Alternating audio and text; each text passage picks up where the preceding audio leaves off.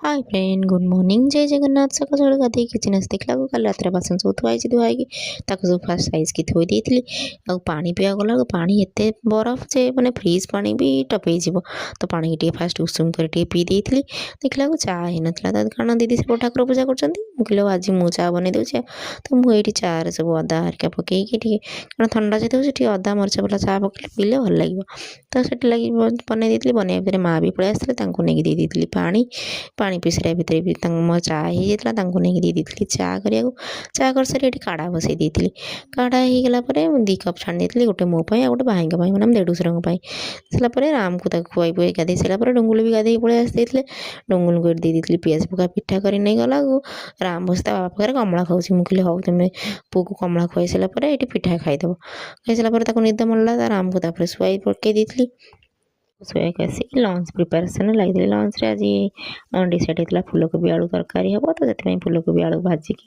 କାଟିକି ଏଠି ଭଜା ଭଜି ସବୁ କରିଦେଇଥିଲି। ସେତିକି ମାଆ ବି ଗାଧେଇକି ପଳେଇ ଆସିଯାଇଥିଲେ ତାଙ୍କୁ ରାତିରେ ରୁଟି ଥିଲା ତ ସେକିକି ତାଙ୍କୁ ଦେଇ ଦେଇଥିଲି। ମୁଁ ସିନା ଫୁଲକୋବି ଆଳୁ ଭାଜିଥିଲି କିନ୍ତୁ ତରକାରୀଟା ଦିଦି କରିଛନ୍ତି। ତ ଦେଖୁନାହାନ୍ତି ଏଠି ତରକାରୀଟା ପୁରା ହେଇଯାଇଛି। ହେଇଗଲା ପରେ ମାଆ ଖାଇ ସାରିକି ମୁଁ କହିଲି ମାଆ ଶାଗ ଆଣିନ କାରଣ ବାରିର ଶାଗଟା ଖାଇବା ପାଇଁ ଭଲ ଲାଗେ ନା ଫ୍ରେଶ୍ରେ ବାହାର ଜାଗାରେ କ'ଣ ସାର ପକା ଶାଗ କିନ୍ତୁ ବାରି ଘରର ଶାଗ ଭଲ ଲାଗେ ତ ମୁଁ ମାଟି ଶାଗ ଅନ୍ନ କରିବା ତ ଏଇଠି ଶାଗ ନେଇ ଆସିଥିଲେ ମୁଁ ତାକୁ ଭଜା ଭଜି କରିସାରିବା ଭିତରେ ଆମର ଲଞ୍ଚ କମ୍ପ୍ଲିଟ୍ ହେଇଥିଲା।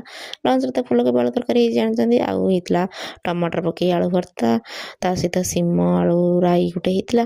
ଲଞ୍ଚ ସରିଲା ପରେ ତାପରେ ଖାଇବା ପିଇବା ଷ୍ଟାର୍ଟ ହେଇଥିଲା। ମାଆ କହିଲେ ମୁଁ ବାହାରେ ଖାଇବି ତ ତାଙ୍କୁ ବାହାରେ ଦେଇ ଦେଇଥିଲୁ। ରାମ କହିଲା ମାମା ମୋତେ କ'ଣ ଶାଗ ଦେଇନଥିଲୁ ଆଉ ମୁଁ ଏଇଠି ବାବା ପାଖରେ ଶାଗ ଖାଇବି। ମୁଁ କହିଲି ହଉ ତୁ ଖା ତ ସମସ୍ତଙ୍କୁ ଖାଇବାକୁ ଦେଲା ପରେ ଆମେ 2 ଭଉଣୀ ବସି ଯାଇଥିଲୁ ଖାଇବା ପାଇଁ। ଖାଇ ପିଇ ସାରିକି ଯାଇଥିଲୁ ଛାତ ଉପରକୁ କାରଣ କପଡ଼ା ଯାକ ସବୁ ଶୁକୁଥିଲା ତାକୁ ସବୁ 2 ଜଣ ଭାଙ୍ଗିକି ନେଇ ଆସିଥିଲୁ ତଳକୁ। ଆପଣମାନେ ଦେଖିଲେ ଏମିତି ଆମ ନୀତିଦିନିଆ କାମରେ ଦିନଟି ସରିଗଲା। ଆପଣଙ୍କୁ ଭଲ ଲାଗିଲେ ଲାଇକ୍ ସେୟାର ସବସ୍କ୍ରାଇବ୍ କରିବେ। ରହିଲି ଜୟ